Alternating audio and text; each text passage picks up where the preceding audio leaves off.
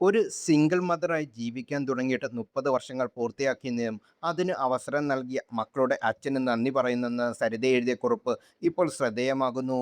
കഴിഞ്ഞ മാതൃദിനത്തിലാണ് സരിത ഇൻസ്റ്റാഗ്രാമിൽ തൻ്റെ അനുഭവം തുറന്നു പറഞ്ഞത്. മുൻ ഭർത്താവും നടനും മുൻ എം.എൽ.എയുമായ മുകേഷിനെ പരാമർശിച്ചാണ് സരിതയുടെ കുറിപ്പ്. കരുത്തരായ അമ്മയായി മാറാൻ ഈ വർഷങ്ങളിൽ അനുഭവം തന്നെ സഹായിച്ചുവെന്നും രണ്ട് ആൺമക്കൾ തൻ്റെ കരുത്തെന്നും സരിത കുറയ്ക്കുന്നു. എൻ്റെ മക്കളുടെ മുഖം കാണുന്നത് ഓരോ ദിവസവും ആത്മവിശ്വാസത്തോടെ ജീവിക്കാൻ പ്രേരണ നൽകി.